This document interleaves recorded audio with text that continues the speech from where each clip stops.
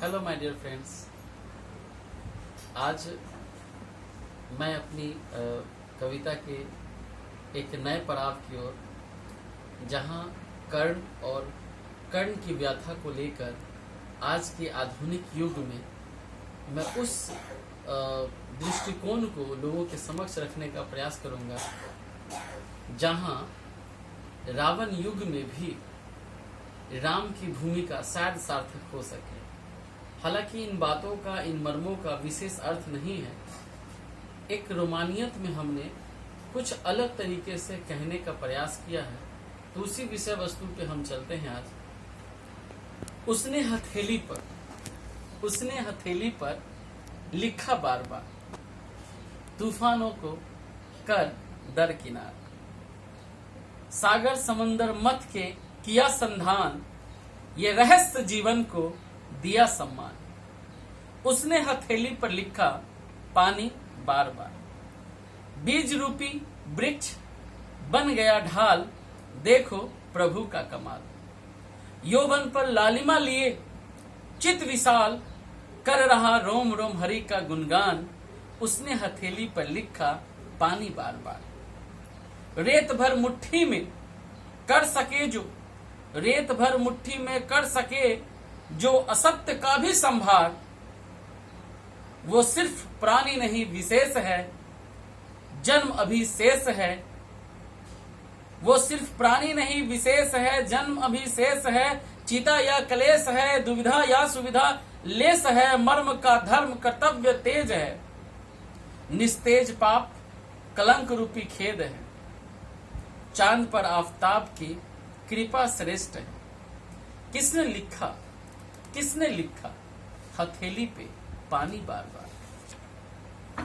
प्रतिंचा धनुष की टंकार पर कृष्ण ही वेगों में, प्रतिंचा धनुष की टंकार पर कृष्ण ही वेगों में संवेग है। मेघों में महामेघ कला गई, जिससे धरा कभी अभिमन्यु कभी कर्ण है।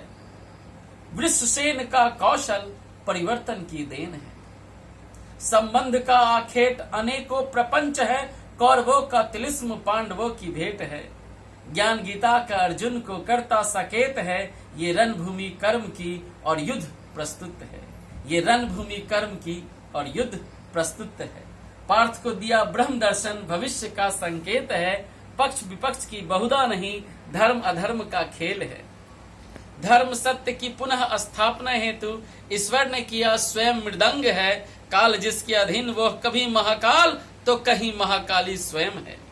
द्रौपदी के चीर में महारथियों मुनियों श्रेष्ठों का मौन रहना।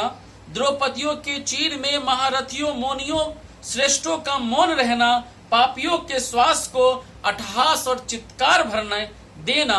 अहंकार का प्रलाप सिर्फ और सिर्फ महाभारत का प्रारब्ध है। फिर ली गई प्रतिज्ञा और कर्तव्यों का भान, अधर्मियों का साथ। फिर ली गई प्रतिज्ञा कर्तव्यों का भान, अधर्मियों का साथ देकर सद्गुनियों को भी करना पड़ा अपने प्राणों का त्राण। उनमें कोई श्रेष्ठ कोई सर्वश्रेष्ठ, उनमें कोई श्रेष्ठ कोई सर्वश्रेष्ठ। उनको मिली बानों की सैया जो गंगा पुत्र भीष्म है।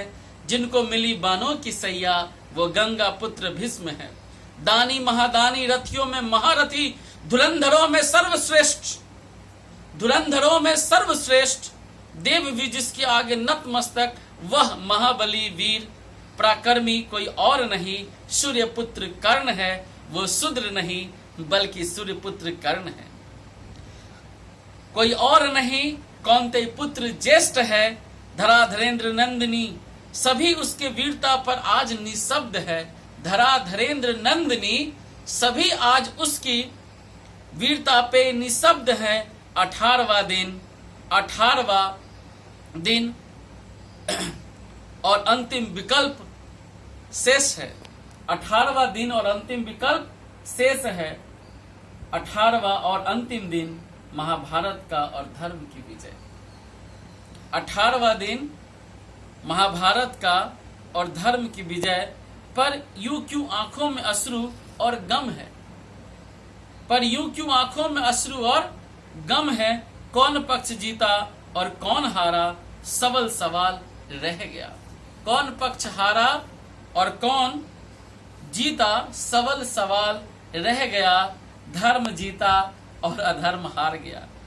किसी को दुर्गति और किसी को सदगति मिली हो, किसी को दुर्गति किसी को सदगति मिली हो, पर माताओं को क्या मिला, पर माताओं को क्या मिला। अब इसके दूसरे हम पड़ाव पे चलते हैं। ताप संताप कलह द्वेष त्याग, तपस्या तप अब बस सब के सब।